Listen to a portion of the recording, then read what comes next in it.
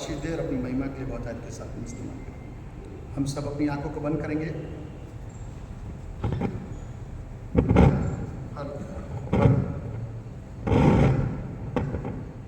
Hello hello hello hello,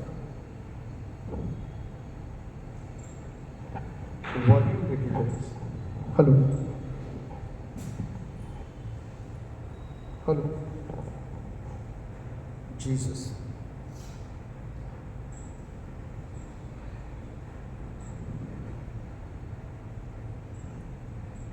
दुआ करें।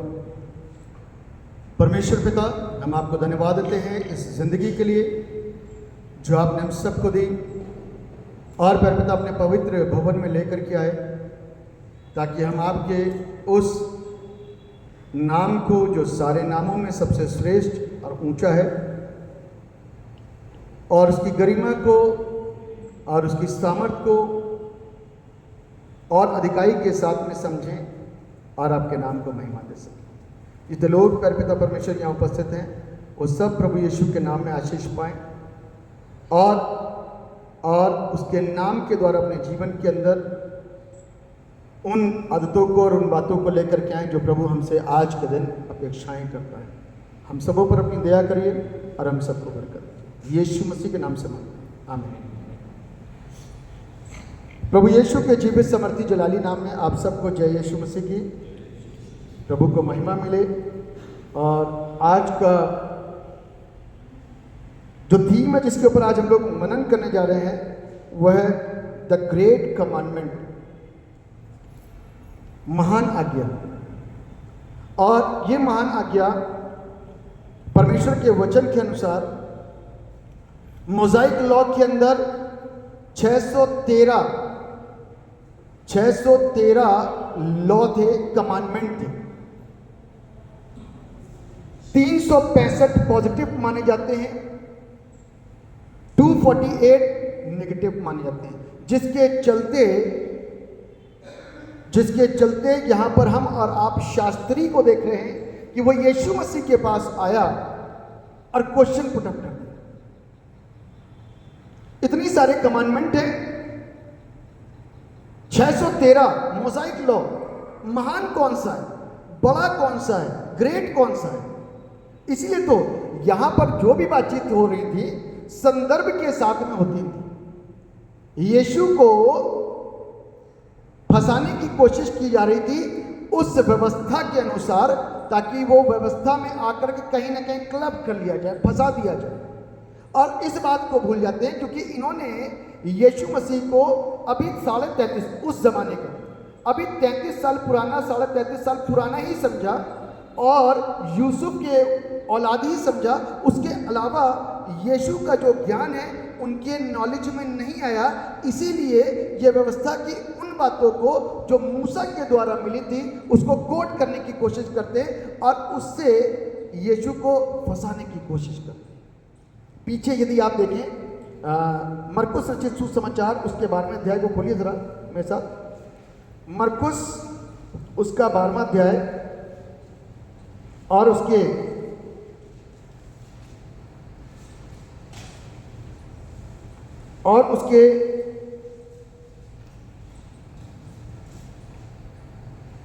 15वें पद को यदि मैं आपके सामने पढ़ूं तो यहां पर कुछ इस प्रकार से लिखा हुआ है। 14वें पद से पढ़ रहा हूं। उन्होंने आकर उससे कहा, हे गुरु, हम जानते हैं कि तू सच्चा है और किसी की परवाह नहीं करता, क्योंकि तू मनुष्यों का मुंह देखकर बातें नहीं करता, परंतु परमेश्वर का मार्ग सच्चाई से बताता है ना? तो क्या कैसर को कर देना उचित है या नहीं? हम दें या ना दें? एक क्वेश्चन प्रभु के सामने ला करके इस कदर रखा ताकि यीशु को फंसाया जाए। आगे देखते हैं, यहां लिखा हुआ है, उसने उनका कपट जानकर उनसे कहा, मुझे क्यों परखते हो? 1 दिनार मेरे पास लाओ कि मैं उसे देखूं। वे ले आए और उसने उनसे कहा, यह छाप और नाम किसका है? देखिए, यीशु मसीह बुद्धिमान, इस बात को हम अच्छी तरीके से जानते हैं। और उनकी बुद्धि का सामना संसारिक व्यक्ति तो कर ही नहीं सकता। यीशु मसीह ने उस कॉइन को, उस दिनार को उठाया, उनसे मांगा कि वो दिनार मेरे पास लेकर के आओ, और वो लेकर के आए और वे ले गए। और उसने उनसे कहा, ये छाप और नाम किसका है? क्या यीशु मान ही रहता था? क्या यीशु को नहीं मानता ये छाप किसकी है? क्या यीशु मसीह को नहीं मानता कि इसमें किसका नाम लिखा हुआ है? यीशु मसीह जानता था, लेकिन उन्होंने उनके मुंह से पूछवाया कि ये छाप और ये नाम किसका है? उन्होंने कहा कैसर का। यीशु ने उनसे कहा, जो कैसर का है वो कैसर को, और जो परमेश्वर का है वो परमेश्वर को दो। तब वे उस पर बहुत अचंभा करने लगे, क्योंकि उन्होंने उसको इस अंदाज में यह प्रश्न करा था कि किसी तरीके से हम इसको फंसा लें। यदि कैसर का विरोध करता है तो हम कैसर के सामने जाके कहेंगे, देख तेरा विरोध करता है।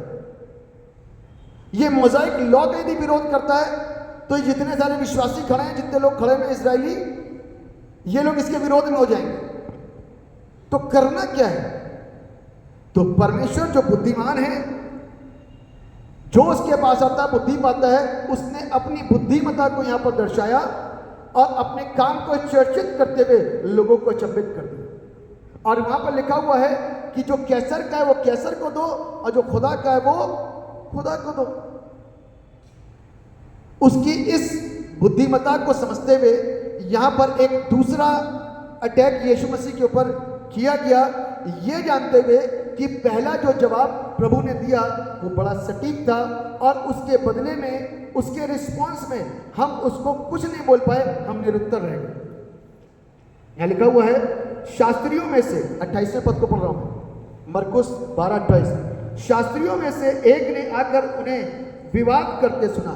ये वही विवाद है कि कैसर को कर दिया जाए या ना दिया जाए, हम दें या ना दें। आप ठप्पा आप ही लगा लो। यीशु मसीह को इसलिए पकड़ते थे क्योंकि यीशु के साथ भीड़ बहुत थी।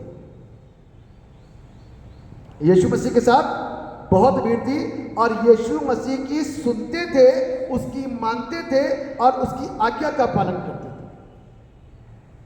यीशु के साथ एक बड़ी भीड़ थी। इसीलिए यहां पर लिखा है, शास्त्रियों में से एक ने आकर उन्हें विवाद करते सुना, और यह जानकर कि उसने उन्हें अच्छी रीति से उत्तर दिया, उससे पूछा। यह जानते हुए कि उसने, यीशु ने उन्हें अच्छी रीति से उत्तर दिया, उससे पूछा, सबसे मुख्य आज्ञा कौन सी है? तो इसका मतलब, जैसे कि मैं अभी बता रहा हूं, रब्बी लोगों के पास में मोज़ाइक लॉ का जो कमांडमेंट रखा हुआ था, उसका योग था 613, और उस योग में से ये पूछना मांगते थे, मुख्य कौन सी है? फिर यीशु मसीह को एक बार घेरने की कोशिश की गई, फिर यीशु मसीह को एक बार पकड़ने की कोशिश की गई, फिर एक बार ये सोचते हुए, आज तो फंसेगा ही फंसेगा, है आज तो फंसेगा, क्योंकि 613 है, 613 में से किसी एक को ये क्या करेगा, घोषित करेगा, और जिसमें से 365 पॉजिटिव हैं और 248 नेगेटिव हैं। अब हमें ये चेक करना है कि ये बताता क्या है, बोलेगा क्या। लेकिन फिर उनकी अज्ञानता और उनका थोड़ा ज्ञान इस बात को एक बार फिर से दिखाने पाया कि यीशु बड़ा और महान है, और उसकी बुद्धि का वर्णन कहीं किसी के साथ नहीं किया जाता। वो बुद्धिमान परमेश्वर है। वैसे ही जैसे इन्होंने पूछा, यीशु का प्रत्युत्तर इनके पास में आया। देखते हैं 29 पद में लिखा है, यीशु ने उसे उत्तर दिया, सब आज्ञाओं में से यह मुख्य है, हे इज़राइल सुन। ये तो अभी इस समय रोमी सरकार के समय में है। हे इज़राइल शब्द का जब इस्तेमाल करा ना, तो ये इज़राइल पुराने वक्त में, क्योंकि मोज़ाइक लॉ किस समय आया, जब इज़राइल कौम वहां पर थी, ज्यूश थे,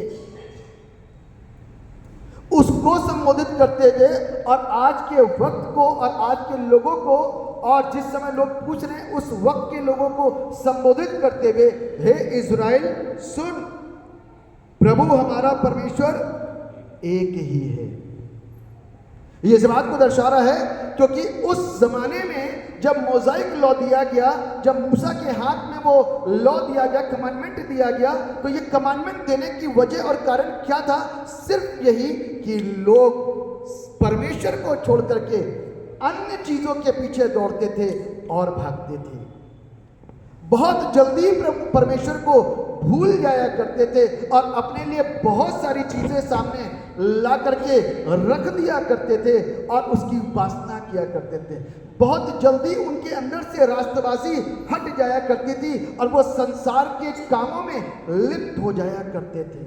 बहुत जल्दी परमेश्वर के साथ अपने रिश्ते को भूल करके संसार के प्रत्येक रिश्तों में जुड़ जाया करते थे। सारी चीजों को नजरअंदाज करते हुए वो अन्य लोगों और ईश्वरों की उपासना करने में लग जाया करते थे। इसीलिए यीशु ने वहां पर इस बात को कोट करते हुए कि हे इज़राइल सुन, प्रभु हमारा परमेश्वर एक ही प्रभु है और तू अपने प्रभु परमेश्वर से अपने सारे मन से, अपने सारे प्राण से, अपनी सारी बुद्धि से और अपनी सारी शक्ति से प्रेम रखना। ये परमेश्वर याद दिला रहा है उनको, यीशु मसीह याद दिला रहा है उनको, हे इज़राइल सुन, तुम शायद भूल गए हो कि मैं तुमको इस बात को जताना मांग रहा हूं कि एक ही परमेश्वर है। आज्ञाओं में सबसे पहली आज्ञा, कमांडमेंट में सबसे पहला कमांडमेंट, तू मुझे छोड़ किसी दूसरे को ईश्वर करके ना मानना। ये सबसे पहला कमांडमेंट तुम भूल जाते हो, इसलिए सबसे प्रायोरिटी पे तुम्हारे लिए ये कमांडमेंट है कि तू मुझे छोड़ किसी दूसरे को ईश्वर करके। नंबर 2, तू कोई मूर्ति पूजा ना करना। सीधे से शब्दों में, ना तो जमीन के नीचे, ना जमीन के जल के नीचे, ना ऊपर, किसी भी वस्तु की जो गढ़ी गई है, किसी भी चीज की उपासना ना करना। इस बात को स्मरण दिलाते हुए, याद दिलाते हुए आज प्रभु यीशु मसीह फिर से बता रहा है कि तुम्हें अपने परमेश्वर से किस तरीके से प्यार करना है। तुम्हारा प्यार करने का तरीका बहुत जल्दबाजी के साथ में रहता है। कई बार कन्वेंशंस के अंदर, बड़ी मीटिंग्स के अंदर हम इतने भावुक होकर के आगे दौड़ के आते हैं और भावुक होकर के मन को जोड़ने की कोशिश करें, तभी हम आंसुओं से रोना शुरू कर देते हैं, जार। क्यों? क्योंकि भावनाओं के साथ में जुड़ जाते हैं और वो चंद समय का होता है, वो डिसीजन नहीं होता, वो भावना होती है। इसीलिए जब कोई भी प्रभु का दास ऑल्टर कॉल करता है तो वो इस बात की ऑल्टर कॉल करता है कि हम उस परमेश्वर को जाने और 1 घंटा जो वचन को सुना है, इस वचनों के सुनने के बाद में अपने आप को तैयार करें और पूरी तैयारी के साथ में उस ऑल्टर कॉल के सामने आए और अपनी जिंदगी को समर्पित कर दें। इसीलिए बाइबल कहती है, तू अपने पूरे मन से, पूरे प्राण से, पूरी शक्ति से और पूरी बुद्धि से परमेश्वर से प्यार कर। समझना जरूरी है, समझना जरूरी है। कुछ चीजें हम लोग समझ नहीं पाते, इसलिए कहीं ना कहीं चीजें हमारी और आपकी जिंदगी के अंदर समस्याओं को लेकर के चली जाती हैं। मैं बार बार इस बात को सोचता था, ये 4 बातें क्यों बार बार बाइबल के अंदर आती हैं। यदि आप व्यवस्था विवरण उसका 6 अध्याय और उसके 4 पद से 6 पद तक पढ़ोगे ना, वहां पे लिखा है कि तू अपने परमेश्वर की सारी आज्ञाओं को आप पालन करने में कोशिश रखना और उसको पूरा करना, अपने सारे मन, अपने सारे प्राण, अपनी सारी बुद्धि और अपनी सारी शक्ति से अपने परमेश्वर से मोहब्बत करना, और ऐसा ही अपनी संतानों को भी मानना सिखाना। ये स्पेशल कमांडमेंट था और उस स्पेशल कमांडमेंट को आज पूछे जाने पर फिर से याद दिला रहा है। हे इज़राइल सुन, तू अपने परमेश्वर से अपने सारे मन से, अपने सारे प्राण से और अपनी सारी बुद्धि से और अपनी सारी शक्ति से प्रेम रखना। क्या मतलब हुआ? मन सब वस्तुओं में सबसे चंचल, और बाइबल कहती है इसमें असाध्य रोग लगा है। बीमार है ये मन, स्थिर नहीं है। हाथ तकलीफ में आता है, हम लोग ट्रीटमेंट कराते हैं, ठीक हो जाता है। सर में दर्द हुआ, दवाई खाते हैं, ठीक हो जाता है। शरीर के किसी भी भाग के अंदर दिक्कत होती है, हम उसका ट्रीटमेंट करते हैं, सही हो जाता है। मन का ट्रीटमेंट कैसे होगा? और बाइबल कहती है इसमें एक रोग लगा हुआ है ना? बाइबल कह रही ना, इसमें क्या है? एक रोग लगा हुआ है और ये चंचल है। कभी किसी को मानता है, कभी किसी को पूछता है, कभी किसी की आराधना करता है, कभी किसी की उपासना करता है, कभी किसी के पीछे दौड़ता है, कभी किसी के पीछे आगे हाथ जोड़ता है, कभी किसी को देता है, कभी किसी से लेता है। यह चंचल मन है और इसमें एक रोग लगा है। लेकिन इसके रोग के लिए मैं और आप कुछ भी कोशिश नहीं कर पाए, ऐसे लाचार से दिखाई देते हैं कि हम और आप इसके लिए कोई कोशिश कर ही नहीं पा रहे कि इस मन के अंदर जो रोग लगा, इसकी बीमारी को दूर कर सके। इसलिए बाइबल कहती है तू अपने संपूर्ण मन से परमेश्वर से प्यार कर। ये वाला तरीका सीखना पड़ेगा कि हम किस तरीके से अपने परमेश्वर से बुद्धि से समझ में आएगा। चलो बुद्धि से समझ लिया कि हाँ यही परमेश्वर है। इस परमेश्वर को हमें कैसे कैसे समझना है। ये मूर्ख परमेश्वर नहीं हो सकता, इंसान परमेश्वर नहीं होता। बुद्धि से समझने की कोशिश करें। ये वो परमेश्वर जिसने सारी चीजों की रचना करी, जिससे बनाया, और सूरज चांद सितारे सारी सृष्टि जो मेरे और आपके दृश्य अवस्था में मुझको और आपको दिखाई देती है, वो परमेश्वर की उपासना, ये बुद्धि से समझ में आ गया हमको। ये चीज हमको बुद्धि समझ में आ गई। शक्ति से हम आप कोशिश करते हैं कि ये परमेश्वर है, जितना दान दक्षिणा देनी है, जितनी मेहनत करनी है, साफ सफाई करनी है, जैसे भी करना, वो सारी शक्ति का एक प्रदर्शन है, वो शक्ति है। अब बात आती है मन और प्राण, ये कैसे, इसको कैसे हम प्रभु के साथ में जोड़ें। बाइबल कहती है, हम लोग बड़े खूबसूरत खूबसूरत गीत गाते हैं, आओ हम यहोवा का धन्यवाद करें, अपने सारे हृदय से वंदना करें। जब हम परमेश्वर के पास में आते हैं, आप सोचिए ना, सिर्फ हमारे माफ कीजिएगा, चाहे मैं हूं, मेरा परिवार हो, और चाहे कोई भी विश्वासी हो, हम लोग जब परमेश्वर के पास में आते हैं तो जैसा माहौल बनता ना, हम माहौल के अनुसार अपने आप को बदलते हैं, है ना? माहौल के अनुसार क्या करते हैं? अपने आप को बदलने की कोशिश करते हैं। आत्मिक दिखाने की कोशिश होती है, होते नहीं। चाहे मैं हूं, चाहे मेरा परिवार हो, चाहे कोई भी।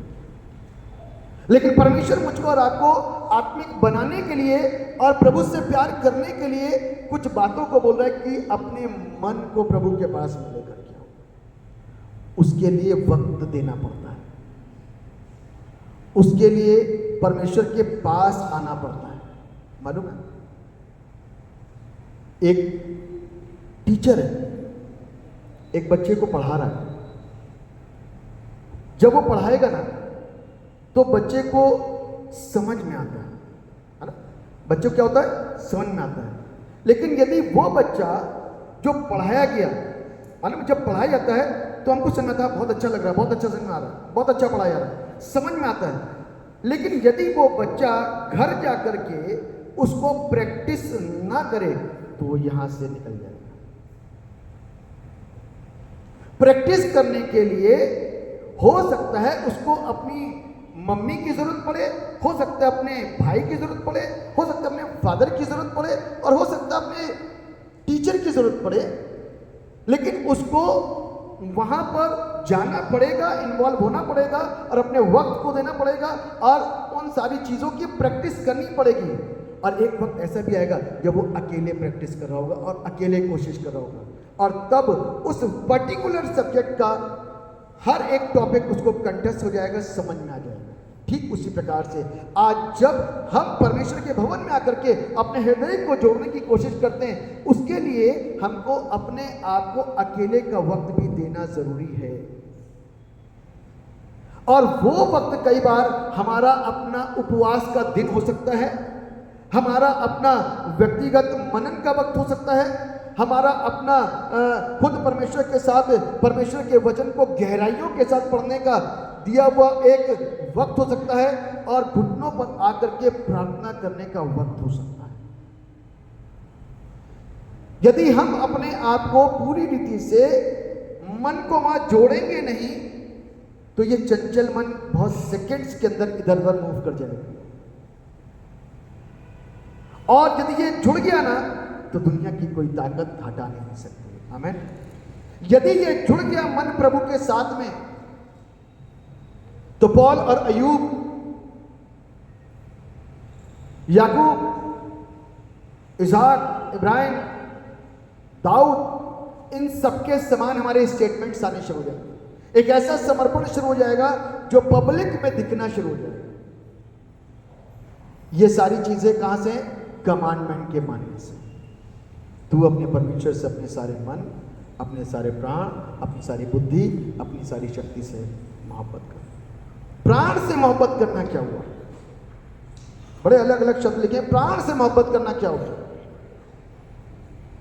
जब हमारे अंदर अंदरूनी हिस्सों पर जब प्रॉब्लम और आघात होता है ना, जब हम टूटते हैं, जब हमको पीड़ा होती है, जब हमारे प्राणों में आघात होता है, पीड़ाएं होती हैं, तब हमको समझ में आता है कि प्राण से किस तरीके से मोहब्बत की जाती है। उसका एक जीवित उदाहरण, उसका जीवित उदाहरण है मुस्रिफ बेटा। जब अपने बाप के घर गया ना, बाप के घर को छोड़ा उसने, तो वो अपने साथ अपना जो कुछ भी था लेकर के चला गया। प्रॉपर्टी का हिस्सा लेकर के गया, अपने अच्छे वस्त्र लेके गया, अपनी सारी अच्छी वस्तु लेकर के चला गया। और एक दिन ऐसा आया कि सब कुछ, सब तरफ से, सब जगह से वो निगलेक्ट किया गया, खाली हो गया, टूट गया, प्राण खेदित हो गए। अफसोस जिंदगी के अंदर आज रियलाइज कर रहा है वो, मेरे बाप का घर बहुत अच्छा, मुझसे अच्छा तो मेरे घर के नौकर खा रहे हैं। आप सोचिए, जिस समय वो अपने घर का राजा था, उस समय कभी ये सोच नहीं आई कि मैं कर क्या रहा हूं, मैं फैसला क्या कर रहा हूं। क्योंकि अच्छी चीजें कई बार हम जल्दी से देख नहीं पाते, वो जब हम वहां से चले जाते ना, तो वहां से समझ में आता है कि हम अच्छी जगह थे। अयूब को वहां जाने के बाद पता चला, अब मेरे पास पैसा नहीं, मेरे पास मित्र नहीं, मेरे पास दोस्त नहीं, मेरे वस्त्र से स्मेल आ रही गंदी, और मैं रह क्या रहा हूं, खा क्या रहा हूं, किनके बीच में रह रहा हूं? जानवर के बीच में रहते रहते जानवर जैसा स्वभाव हो जाता। लेकिन उस समय में चूंकि बीज पड़ा हुआ था उसके अंदर, उसके बाप का, वो बीज कहीं ना कहीं अंदर से उसको पंप मार रहा था। और उस दिन उसने रियलाइज किया, और रियलाइज करने के बाद में उसने सोचा, मैं बाप के पास जाऊंगा। अपने फैसले को बहुत सटीक लिया। ये मालूम है, बचपन में दी गई, हो सकता है संडे स्कूल की शिक्षा, हो सकता है घर में दिया गया एक अच्छा वातावरण, हो सकता है घर में होने वाली प्रतिदिन की फैमिली प्रेयर का असर हुआ उसकी जिंदगी के अंदर कि वो सही डायरेक्शन में वापस लौटा। सुसाइड के रास्ते पे भी पहुंच सकता था, कुछ और भी कर सकता था, चोरी डकैती भी कर सकता था, किसी का मर्डर भी कर सकता था, कुछ भी कर सकता था, लेकिन वो सही दिशा में वापस लौटा। सोच को पॉजिटिव रखा उसने, सोच को सही रखा, और आपे में आया, ठंडे दिमाग से सोचा, मैं कर क्या रहा हूं। प्राण से प्रेम करना शुरू करा उसने, वापस अपने बाप के घर फैसला लिया। एक्शन, सोचते तो सभी, लेकिन एक्शन कई बार नहीं ले पाते। बहुत अच्छा दिमाग के अंदर, कितनी अच्छी अच्छी बातें, कितने अच्छे पॉइंट्स कि मैं खूब बाइबल पढ़ूंगा। मैं अपनी भी बता रहा हूं, ये जिंदगी के तजुर्बे हैं। ऐसा समय भी आता है लाइफ के अंदर, मैं बता रहा हूं अपने तजुर्बों से, ऐसा समय आता है कई बार वचनों को सुनने के बाद में कि खूब बाइबल पढ़े, एक दिन बैठ करके घंटों बाइबल पढ़े, इतना आता है, इतना समझ आता, और समझे और आगे बढ़े। कई बार नहीं हो पाता। खूब प्रार्थना करेंगे, घुटनों के बल आकर के, उपवास के साथ में, नहीं हो पाता।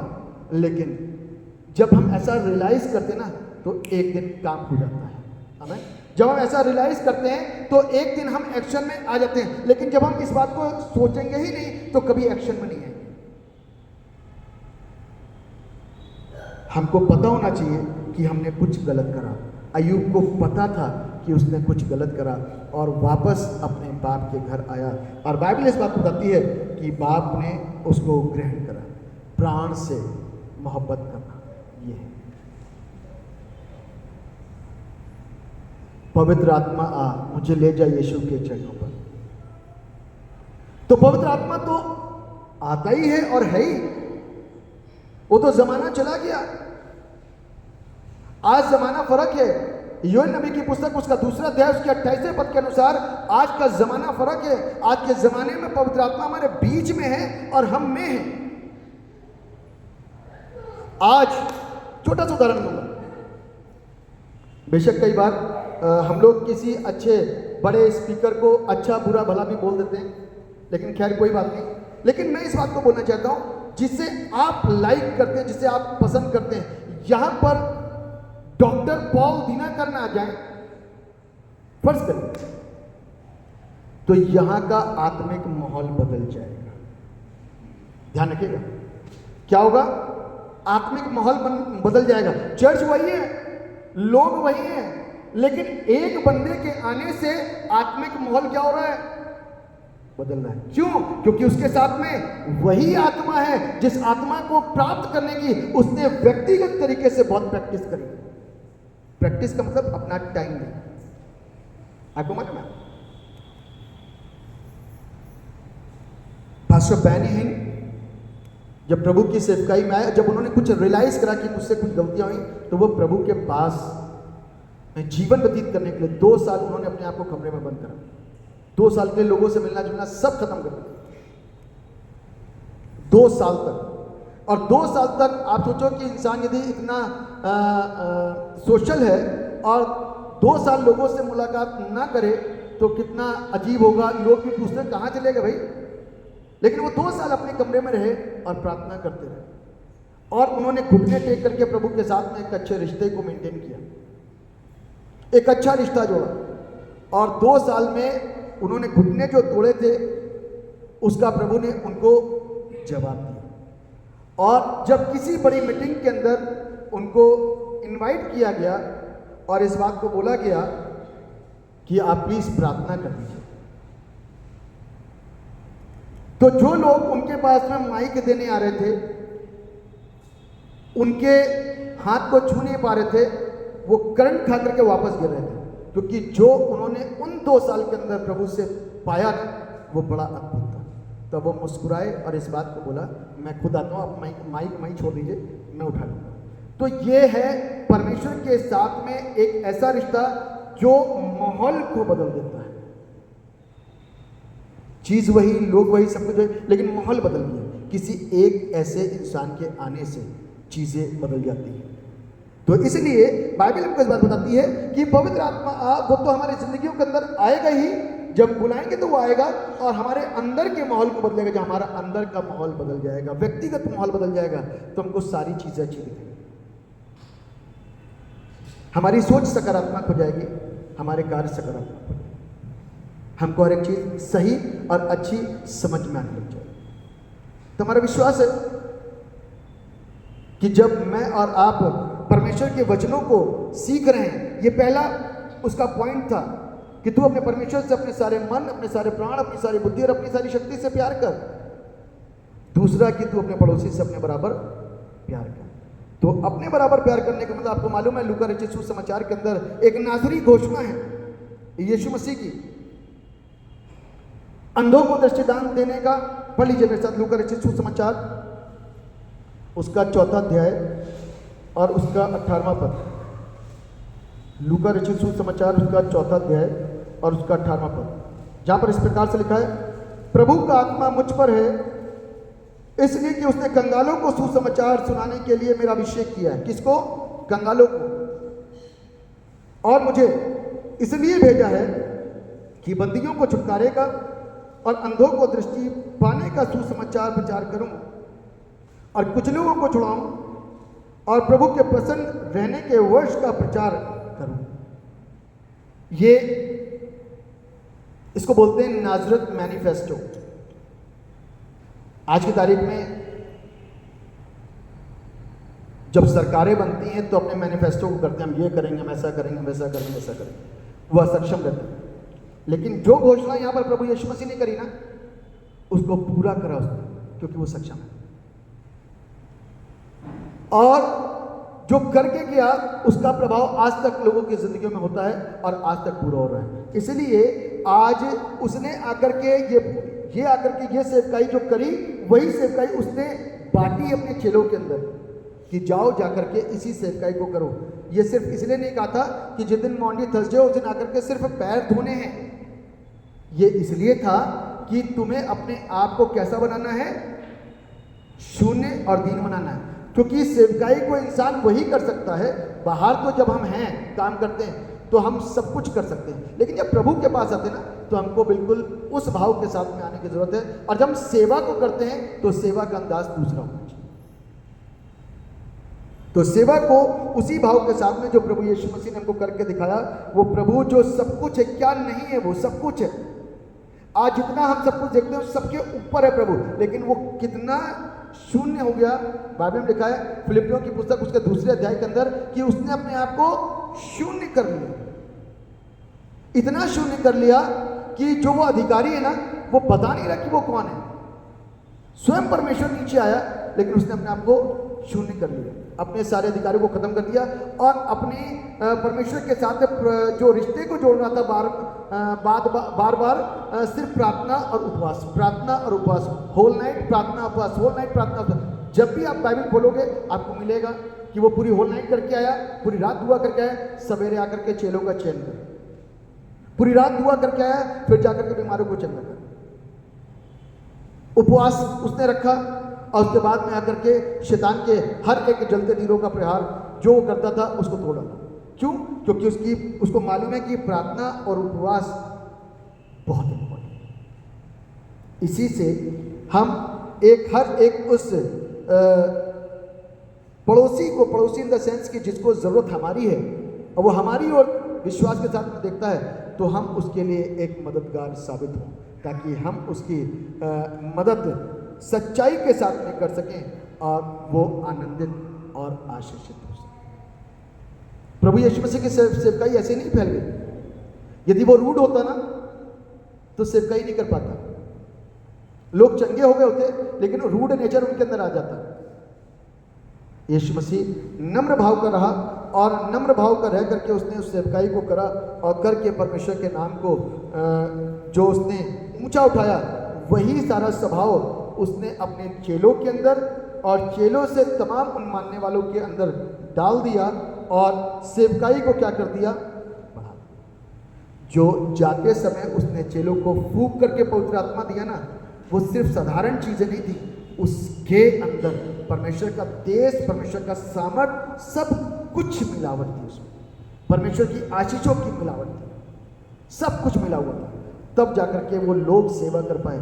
जो संदेह कर रहा है वो जाकर के सेवा कर रहा है, बदल गया। जो डर करके बैठे हुए आज सबके सामने पब्लिक में आकर के बोलते हैं, जो हमने देखा, जो हमने सुना, क्या हम उसको झुठला दें?